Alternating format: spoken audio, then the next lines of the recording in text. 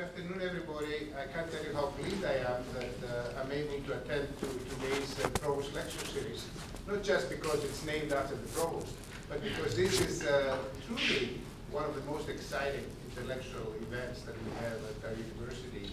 A few times every semester. In fact, I wish we had it a few more times if the budget allowed us.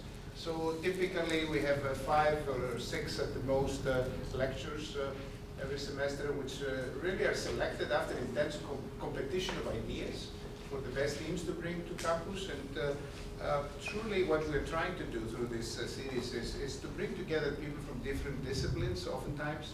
And in fact, the lectures are typically co-sponsored by a number of departments, schools, colleges, institutes.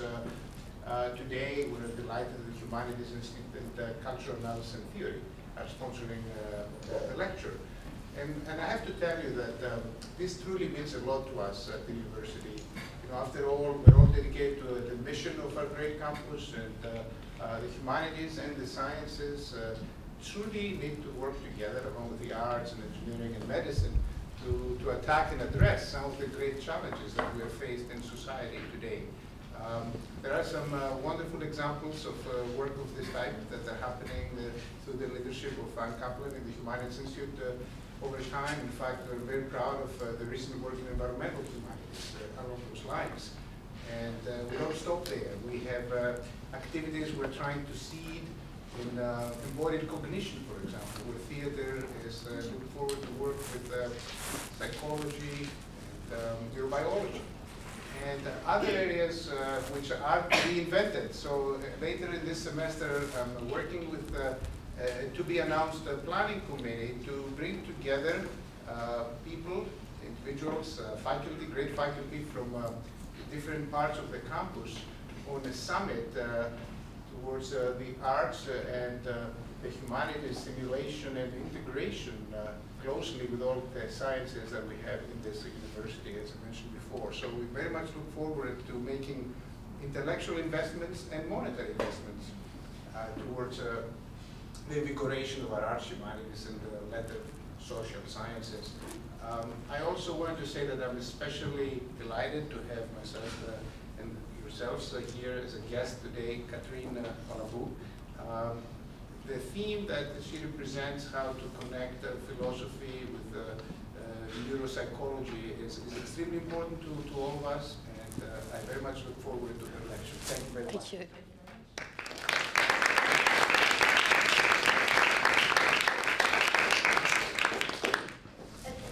Just a couple of things to announce since I've got a captive audience.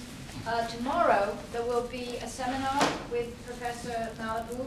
We have, I think, 5 spaces left. I have 5 copies of her pre-circulated paper. So please come to me or Robert if you're interested in joining the seminars. The first 5 we'll hand out the paper to.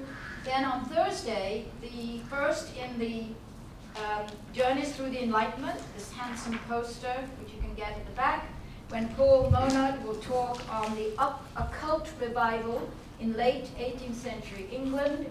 And the only other thing I'll mention, because this really is a big coup, to get Ramachandra Guha on next Wednesday for a 2-day visit as well. He will talk on Gandhi as an environmentalist, and we're bringing him, you know, all the way from India to do this. Plus, I assume a couple more things, but we other people initiating his visit this time. So that will be at 4 p.m. in this room on Wednesday, October 30th. So you're all welcome. And now, really, it's my pleasure to introduce Robert Harvey. It's been wonderful collaborating with Cultural Analysis and Theory on this guest. I think we've worked very well together. We've done a lot of talking together about the visit, and he is, as you know, professor and chair of Cultural Analysis and Theory, and he will introduce our guest today. So, Robert. Thank you, Annie.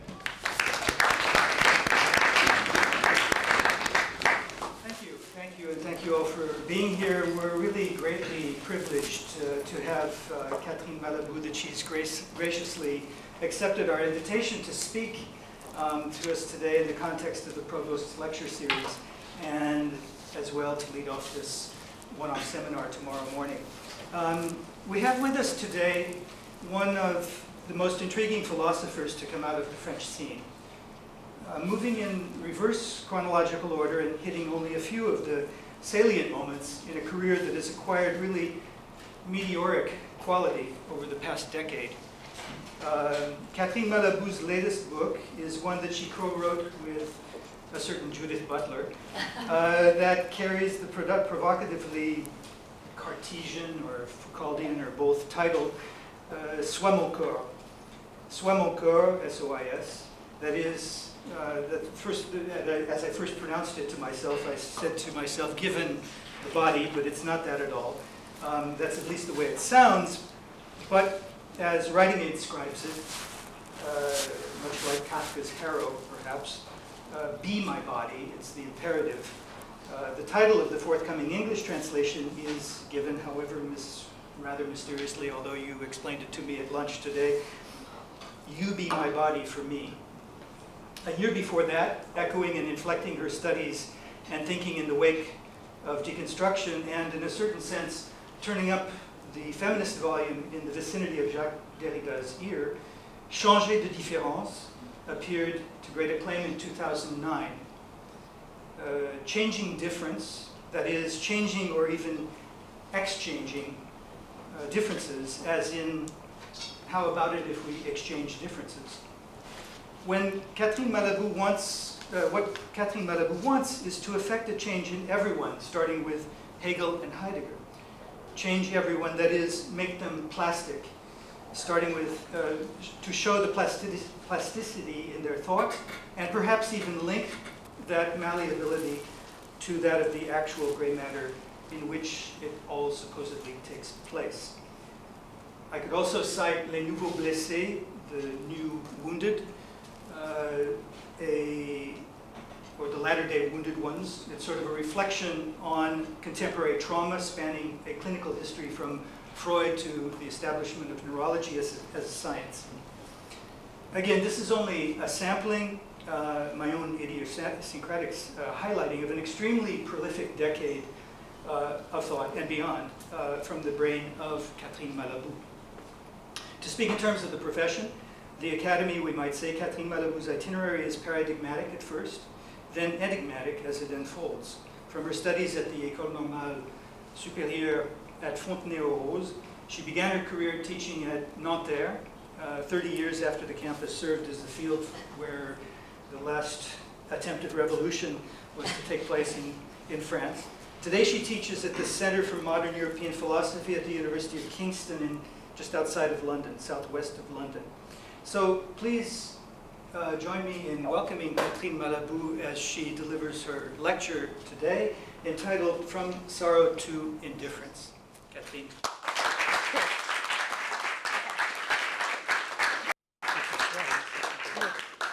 So thank you very much, first Mr. Provost and Anne and Robert for inviting me.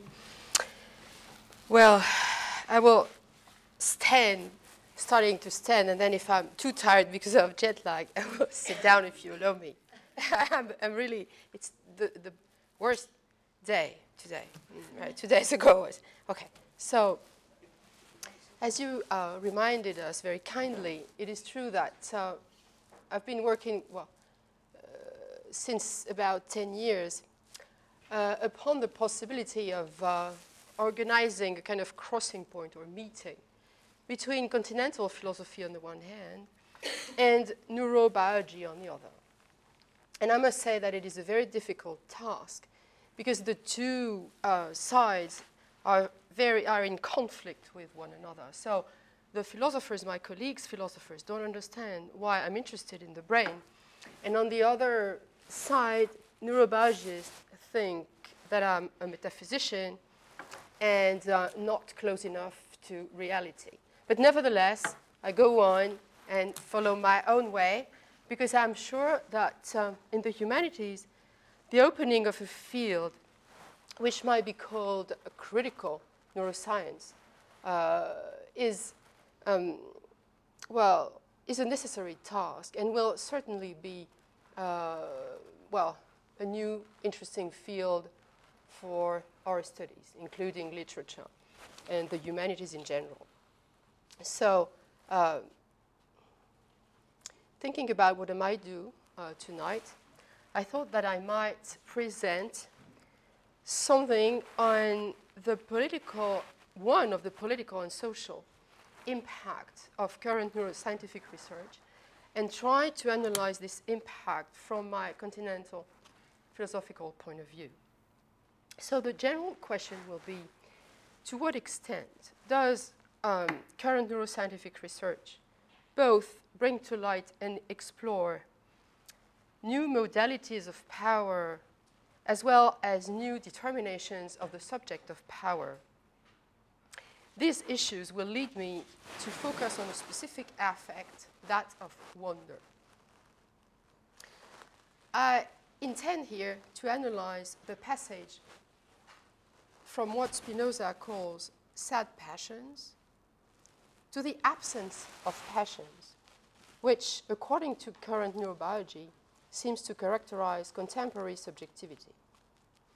To what extent is the emotional brain involved in political subjectivation? What are the consequences of the impairment of emotions, of traumatic and of the loss of wonder on empowerment, political conscience, and feeling of the self? In the 80s, you know that Deleuze proposed a reading of Spinoza of Book 3 of Ethics, devoted to emotions. He provided us with a political understanding of the philosophical problem of emotions. In a way, repeating Deleuze, but displacing his conclusion, this is what I would like to do tonight. In what sense is the new geography of affects brought to light by neurobiology? In what sense can it be read politically? Okay, so I will start with Deleuze and try to show how we're going to a different place.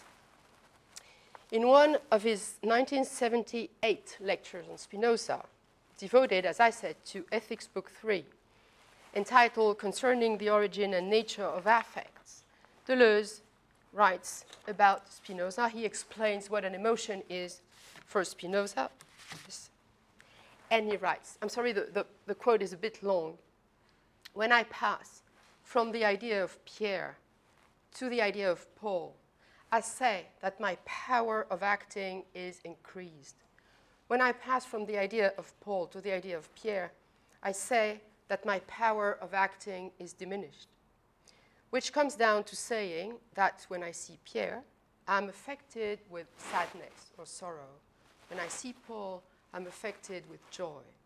And on this melodic line of continuous variation constituted by the affect, Spinoza will assign two poles, joy, sadness, which for him will be the fundamental passions. Sadness will be any passion whatsoever which involves a diminution of my power of acting, and joy will be any passion whatsoever which involves an increase in my power of acting. This conception will allow Spinoza to become aware, for example, of a quite fundamental moral and political problem, which will be his way of posing the political domain. Which will be his way of posing the political problem.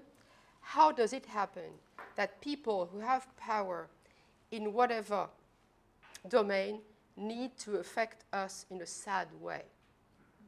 Inspiring sad passions is necessary for the exercise of power. And Spinoza says in the theological political treatise that this is a profound point of connection between the despot and the priest. They both need the sadness of their subjects.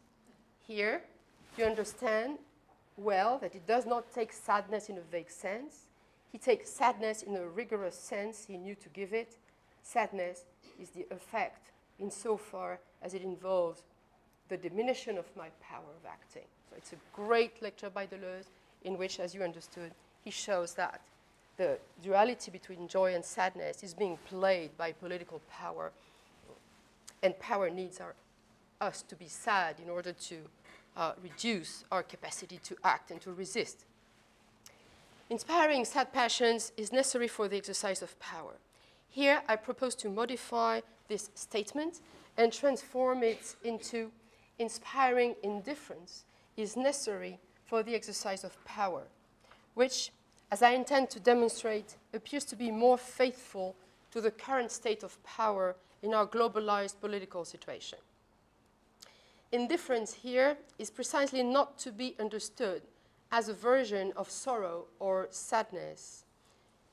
It is not even a mood, it is not even an emotion, and doesn't share any common features with boredom, psychic exhaustion, or despondency.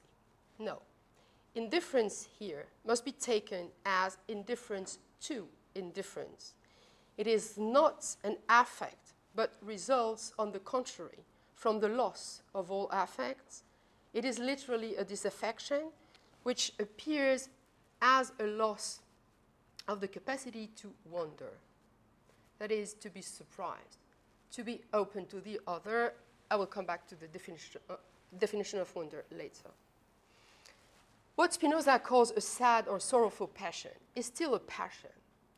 It weakens me, but does not profoundly impair my capacity to be affected. A sorrowful passion may always be reverted. It is susceptible to change. It may always be transformed into a joyful one. And Spinoza teaches us precisely how to achieve such a transformation. On the contrary, the indifference I'm speaking of here, this indifference to indifference, and it has to be understood as the destruction of any emotions, the destruction of any possibility to be transformed. It is not reversible. It has no opposite. It is not a diminishing of my power of acting, but proceeds from the destruction of the capacity to be emotionally moved. This is a situation which neurobiologists, for example, Antonio Damasio, who's the most famous, which they name after Truman Capote, the possibility of acting in cold blood. So I'm going to define a little bit what wonder means in classical philosophy. The substantive wonder is the English translation of the Latin admiratio, as it is manifest in Descartes' Of Passions and in Spinoza's Ethics. In its classical sense, admiratio must not be understood as the modern word admiration, but rather, as I said, as the capacity to be surprised. The Latin admiratio comes from mirari, which means to be astonished. According to the dictionary, wonder as a noun characterizes first a feeling of surprise and admiration caused by something beautiful, unexpected, or unfamiliar. For both Descartes and Spinoza, but this starts in philosophy with Aristotle, wonder is the first of all passions. Because, why that? Because it attunes the subject both to the world and to itself. It is an effective opening which at the same time marks the origin of all affects. According to Descartes, wonder, admiration in French, is the first of the 6 primitive passions. In the passions of the soul, we find exposed and presented first wonder, then joy, sorrow, love, hatred, and desire. Here is Descartes' definition of wonder. When our first encounter with some object surprises us and we find it novel or very different from what we formerly knew or from what we suppose it ought to be, this causes us to wonder and to be astonished at it. Since all this may happen before we know whether or not the object is beneficial to us, I regard wonder as the first of all passions. It has no opposite. For if the object before us has no characteristics that surprise us, we are not moved by it, and we consider it without passion. Okay? So wonder is the first of all passions. It is the opening to the surprising, and has no opposite. It means that all of us are capable of wonder. It is, even for Descartes, the minimum definition of the human subject. A human subject, what is it? Is a being which is able to open itself to the surprising, to the beauty of the world, etc., etc. Without this capacity to be affected, to be surprised by object, by the world, Descartes says that the subject wouldn't be capable not only of encountering the world, but of feeling itself. In order to know who I am, I have to affect myself as if I was another. Okay? This is what is called in philosophy auto-affection. When we think, we talk. Well, we're having this dialogue within ourselves, and this is the result of wonder, to talk to myself as if I was or were another. Wonder, as I said, may be thus considered the structure of auto-affection. The subject touches itself as if it were a surprising other. It is then easy to understand, as Spinoza this time says, why wonder is defined as the philosophical affect as such. In Metaphysics, Book 1, Aristotle states, it is very famous, that philosophy proceeds from wonder. Who are the philosophers? Aristotle says there's only one definition. Philosophers are the ones who wonder. I quote Aristotle, for it is owing to their wonder that men both now begin and at first began to philosophize. Is not wonder the privileged way in which spirit affects itself, wakes itself up by soliciting itself, the primary way of feeling oneself feel?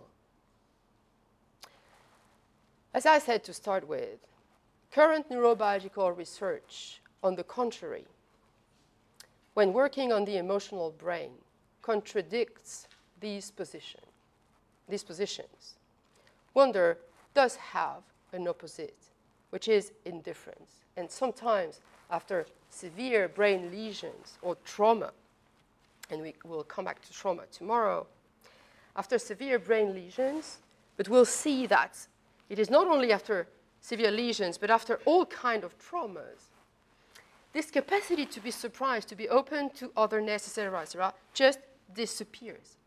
So, in a way, this belief, this faith in the human being defined as the subject able to wonder, is challenged by neurobiological research. What they bring to light, neurobiologists today, is a new emotional state which results from the loss of any emotions, from the possibility of disaffection, of being cut off, severed from one's own affects, and consequently also from oneself. Of course, we immediately think of, for example, Alzheimer's patients, or what they call frontal lobe patients. You know, all emotions are, well, most of them, located in the frontal lobe. So when this region is impaired, you have an impairment of emotions. But this is not, as I said, obvious in these patients. It is also obvious after social traumas. Damasio very often compares the cerebral patients with homeless, severely depressed people, serial killers, people suffering from PTSDs, victims of rapes, abuse, etc., etc., etc. So neurobiologists are drawing a new geography of trauma, showing that after a trauma, be it organic or social, as a conclusion, we have this impairment and loss of emotions. These individuals, as Damasio shows, manifest this coolness, as we said a moment ago, this possibility of acting in cold blood. So, and he describes this in many of his books, like the Descartes era, Looking for Spinoza, etc., because what he does, and I'm repeating his gesture tonight, is that he compares the usual analysis of passions to this new situation. So we can ask ourselves if we are experiencing the end of wonder.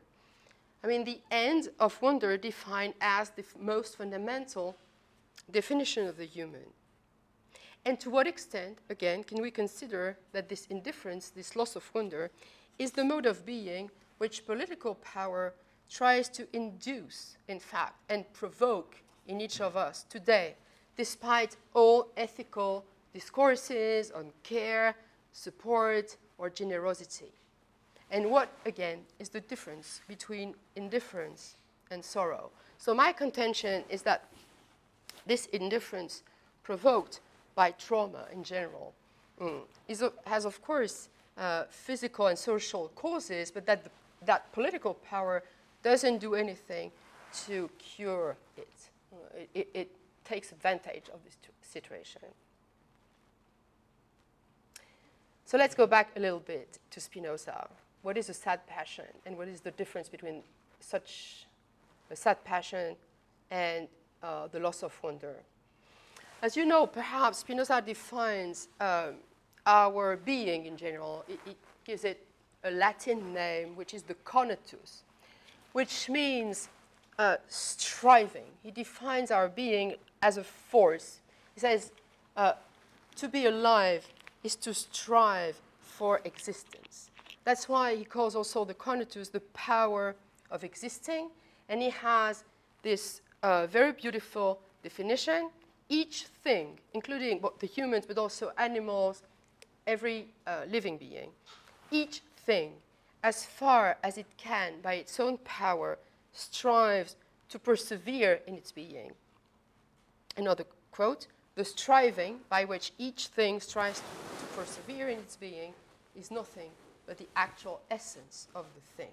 So being alive, is being a force which wants to affirm itself, persevere in its being.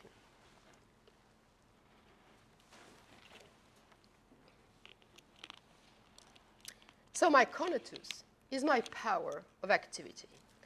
It is as if my existence, and Deleuze has this beautiful comparison with the music instrument. He says my power of being is like an instrument which I play. This instrument is a power of activity. It's something which, as I just said, helps me to persevere in my being. And this instrument can be played, of course, and what is it to play with the force of being? It is either to increase it or to diminish it. Okay? And now you understand the initial quote. And what helps me to play this instrument?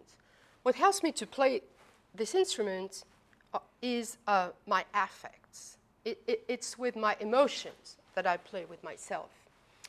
Again, if I feel joy, I feel my power of acting increase. You know, joy is always, well, it gives me the feeling of being more powerful. And on the contrary, being depressed or being sad gives me the feeling of being diminished. I want to hide myself, I want to stay in bed, I don't want to appear, I just want to disappear. So we have to take that in a very literal sense, like growing bigger and diminishing.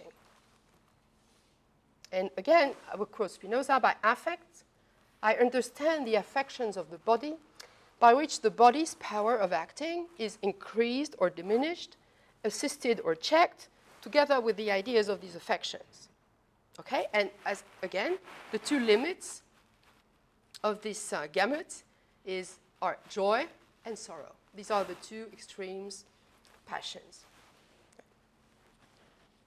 And in the middle, you have wonder. Okay?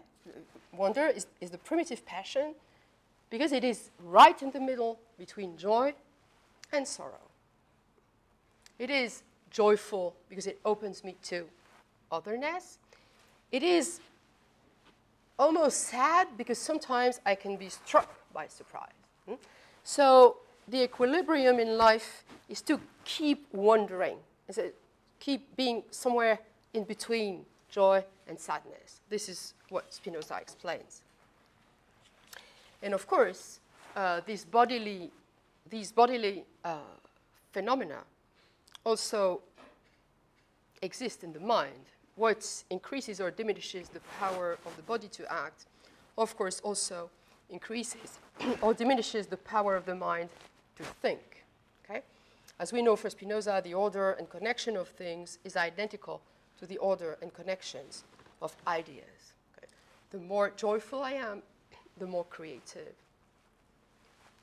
And wonder, again, is what maintains me in this in-between state of creativity. Damasio, so the neurobiologist, in his book, Looking for Spinoza, presents Spinoza as a proto-neurobiologist. Because he says for the first time, Spinoza used the geographical lexicon of maps and mapping to describe the emotional economy as a mixed geography of the body and the mind. Affects for Spinoza are map designers. Because of his conceptions of the body and the mind as being two different attributes of the same substance, Spinoza allows us to define affects as bodily manifestations of mental processes. And according to Damasio, this manifestation coincides with what is called today the neural maps. That is, the material surfaces which design the points of encounter between the body and the mind. Okay? So our emotions, from the neurobiological point of view, design maps in us, and these maps are both mental and bodily. But here, on that very point, so up to there, we might consider Deleuze and Damasio, might consider that they say the same thing, okay? The continuous play, the musical instrument, etc. Spinoza is a map designer. But at the same time, this is where the break, the rupture happens between philosophy and neurobiology. And this is what I'm going to explain. What are sad passions again? Spinoza lists them: hate, aversion, mockery, fear, despair, pity, indignation, envy, humility, abjection, shame, vengeance, cruelty, etc. Again, these passions represent the lowest point of power. They alienate us. We are totally at the mercy of feelings that come from outside and incapable of stopping them. But, and again, this is where philosophy and neurobiology differ. Deleuze says sad passions never destroy or impair the cognitus. Even if we are very sad or very depressed, we remain affected by something. So in a way, we're still wondering, even if we have the feeling that we don't, that we are not. Why that? And this is what philosophers believe in. Because even if I'm depressed, and if you read Heidegger or people like that, you see that very negative feelings like anxiety, like boredom, like loneliness, etc., have always a positive side. They are always versions of wonder in a way or another. Because even if I'm very sad, I always have the possibility to project, well, to do in a way symbolic projections on the world. Yeah. Depression or boredom or anxiety they always have the possibility of making me projecting myself, re-imaging myself, being in relation with the world.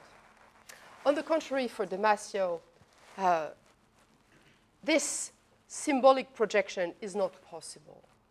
When we are cut off from our own affects, when sadness goes as far as becoming indifferent, there is no symbolic cure, there is no symbolic reinvestment of what is lost. As you know, for Deleuze, we have two bodies in a way. We have the physical body, and we have also what he calls the body without organs, which is the symbolic body. Okay? This is what I project, as I just said, on the world I have my body, but also my, in a way, fantastic body, symbolic, without organs. The great difference with neurobiology is that neurobiologists don't believe in a non-organic body. My body is always my organic one. So the symbolic projection is not possible. When the organic body is impaired, when it is severed, and again, Damasio is doing another reading of Spinoza, there is no possibility of imagining another being out of my sorrow or despair. A gash, a cut in neural networks never gives way to a separation between the organic and the non-organic body. No symbolic mapping can compensate the whole. As you know, very often, Deleuze takes the example of art, literature, painting, music, in order to show that even when we are in sorrowful states, we can always transform these states through creativity, through painting, through writing, etc. You know his text about so many writers. About, for example, the painting of Francis Bacon. This is a very good example because Bacon shows us dismantled bodies. But for Deleuze, this is still an expression of wonder. This is, of course, something which is dismantled, which is broken, which is destroyed, but at the same time, it is not, because it is reshaped by creation. This is precisely what neurobiologists challenge. Again, when the subject is cut off from its own power of acting, this does not produce sorrow. This does not produce a kind of creativity out of sorrow, but just indifference. When the originary unity between the biological and the symbolic is impaired or destroyed, the subject is just unable to confer meaning to anything. That is why the subject is incapable of making a decision, a situation which in most cases cannot be cured. The feeling of basic emotions, as well as social emotions, embarrassment, shame, guilt, contempt, etc., becomes impossible. And this is something which I very much try to understand that, and something in which I didn't believe before, but now I do, is that when the biological is impaired, the symbolic is equally damaged. And this is something which for philosophy is very difficult to integrate, to work with, okay? Because in continental philosophy, we always think that, we've been always thinking that the symbolic was in a way autonomous, but it's not. Again, after a certain brain damage, whereas cognitive faculties and rationality in general are intact, the emotional brain is impaired. And this discrepancy between emotions and reason creates strange personalities. I will just take one example that Damasio presents in his book Descartes' Era, the example of Eliot, who's a patient who has damage to the ventromedial prefrontal cortex. Damasio says his intelligence seems intact. He passes all the tests used to assess neurological damage, and he appears quite normal, except for an unusual calm in the face of his misfortune. However, he is completely incapable of making wise decisions. In business and his personal life, he handles affairs disastrously. Obviously, pure reason, which is quite present in Eliot, is not sufficient for decision-making. Deprived of affects, the subject cannot act. His or her power of acting is here also diminished. But this diminishing cannot be associated with sorrow or pain. The subject does not make any decision because he doesn't see the value of acting. Another quote, we might summarize Eliot's predicament as to know, but not to feel. And Damasio uses terms like lack of concern, neutrality, absence of emotions, blank facial expressions, etc., etc. And here, well, I'm thinking of the great Stanley Kubrick, The Clockwork Orange is all about that. You remember at the end, Alex is rehabilitated. He's being shown images of destruction, of catastrophes in order to be able to feel emotions again. But in the beginning, he's deprived of all emotions. And once again, Kubrick has this anticipatory vision. Anyway, yes, all this does not only concern traumatized people, it is also virtually present in all of us. Because we all have somewhere in us the virtuality of this fracture, this secret crack between reason and affect. And I think that this secret crack is what determines the contemporary psyche. The neural subject, well, the subject, which emerges in the 21st century, is a potentially disaffected individual, a potentially non-affected subject, potentially deprived of any capacity to wonder. And again, this is a challenge for philosophy. So, inspiring indifference, I think, has become necessary, as I said, for the exercise of power. Today, it is not so much a matter of diminishing the subject's conatus or power, rather than making her unconcerned by this very power itself. Like, I'm indifferent to my own power of acting. I don't care about my own conatus. And this is produced by the creation of constant shocks or blows, which increase every day a little bit more our emotional coldness. This is why we can see more and more the emergence of the absence of empathy, of the indifference to politics. We would all potentially be similar to the characters of Beckett's plays. We were talking about that at lunch. And Damasio compares the disorientation of his patients to that of Winnie from Beckett's Happy Days, who is the incarnation of wakefulness without affects. If you remember, Winnie asks, what would I do? What could I do all day long? I mean, between the bell for waking and the bell for sleep. Simply gaze before me with compressed lips. And there would be so many more passages to quote from Beckett about that. So, of course, political power has interest in maintaining this state of affair because deprived of any emotions, we just don't care about our own force, which means also our own force of resistance, our own power, our own capacity to oppose power. So I think that you remember this book by Lyotard, Libidinal Economy. I think a new libidinal economy is emerging today. This perhaps explains why political events today occult their social and symbolic dimension to appear as mere blows or shocks, which act as lesions and aim at cutting the individuals from their affective subjectivity. Political violence more and more wears the mask of meaningless accidents, pure non-symbolic attacks against the symbolic, which gradually provoke the disappearance of the capacity to wonder.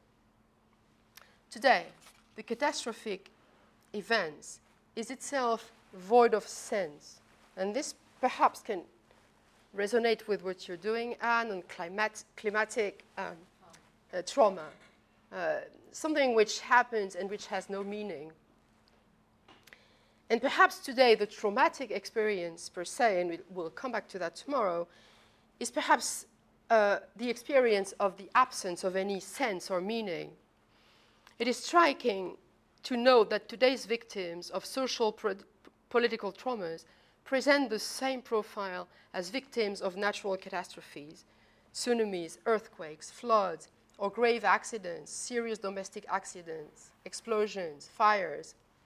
We have entered a new age of political violence in which politics is defined by the renunciation of any hope of endowing violence with a political sense.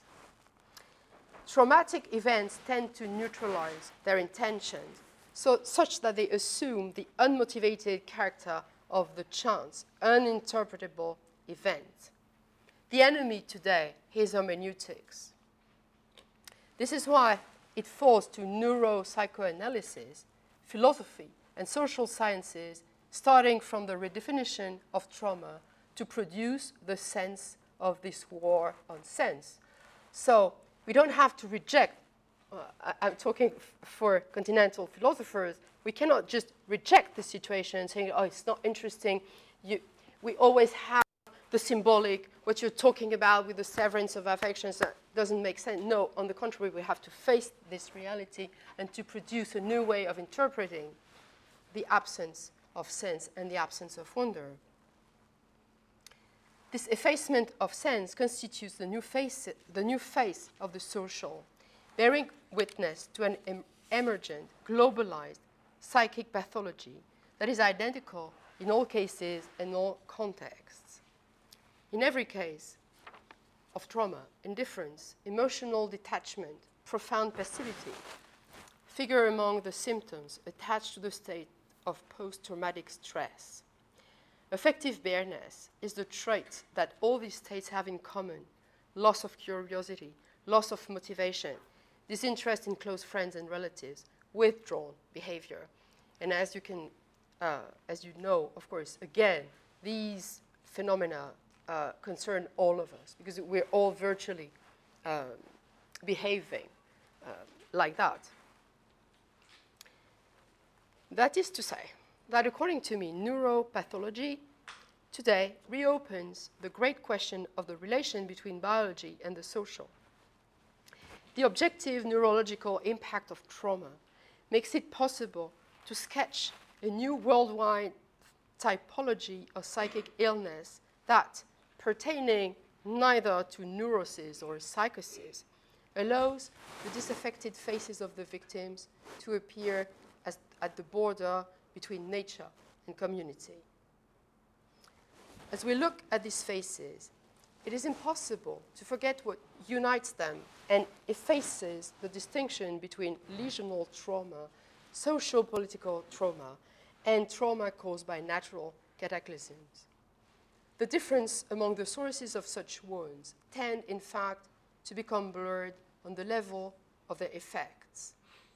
It is notable that neurologists never present cases of brain lesions without placing them in a social context. Do another quote by Damasio. He's in Stockholm for a conference, and he's looking out of the window, and he sees an old man walking through the streets of Stockholm, and this is what he writes. A frail old man makes his way toward the ferry that is about to depart. Time is short, but his gait is slow. His steps break at the ankle from arthritic pain. His hair is white. His coat is white. His whole body seemingly saying, "Is this it? Am I in the right place? Where to next?" And the vision of this lost old man immediately awakens a memory.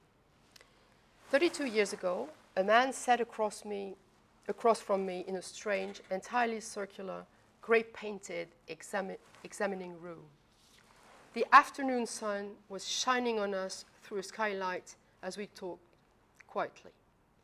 Suddenly, the man stopped in mid-sentence, and his face lost animation. His mouth froze, still open, and his eyes became vacuously fixed on some point on the wall behind me. For a few seconds, he remained motionless. I spoke his name, but there was no reply. I got up and called him again. He stopped, he looked at me, and some expression returned to his face. He looked perplexed. I called him and he said, "What?" For a brief period, which seems like ages, this man suffered from an impairment of consciousness. Neurologically speaking, he had an absence seizure followed by an absence automatism, two among the many manifestations of epilepsy, a condition caused by brain dysfunction. So you see the comparison between this old man, disoriented, and this epileptic patient. All traumas look like this impairment of consciousness, this absence. The indifference I'm talking about may also be called absence to oneself. So the task of the philosopher today is not, as Deleuze used to say, again, to study how the BWO, there's a body without organs, constitute itself, how the body escapes its own nature symbolically. I don't think we have to do that again any longer, but we have to elaborate a new theory of the intrication of the biological and the symbolic, which does not amount at the same time to the affirmation of their pure and simple identity. The neural geography of affects must be studied in order to allow us to articulate a way of resisting any attempt at producing disaffection, disaffiliation, or unconcern. So this situation I'm describing has to be resisted. Despite his well-known radical critique of Freud and psychoanalysis, it seems to me that Deleuze, in the end, shares an important idea with Freud, which is the indestructibility of the psyche. You know that for Freud, the psyche is indestructible. And I quote briefly from Thoughts from the Times on War and Death. Freud writes, the primitive mind, that is the unconscious, really. The primitive mind is, in the fullest meaning of the word, imperishable. I like the in the fullest meaning of the word, imperishable. So anything can happen again, sorrow, depression, neurosis, psychosis, anything. The primitive mind is imperishable. And it seems to me that despite his critique of Freud, Deleuze believes the same thing. That there's always a way to re-elaborate a destructed, a dismantled psyche into the symbolic, a way of reimagining it. Of course, what we know now is that, yes, the primitive mind is destructible. Okay? All that I'm talking about, the loss of wonder, the loss of affect, the loss of emotions, shows one thing, is that, yes, destruction of the total destruction of the body and the mind is possible without killing us. That's the problem. The problem is that we survive these traumas, okay? So, and Oliver Sacks, the one who wrote The Man Who Mistook His Wife for a Hat, he says, my patients are survivors. But in the sense of survivors to the traumas, they still exist even if totally destroyed. And this is the problem. Yes, the primitive mind is perishable. Okay, so in conclusion, I would like to come back to the definition of wonder as the very form of autoaffection. Sorry.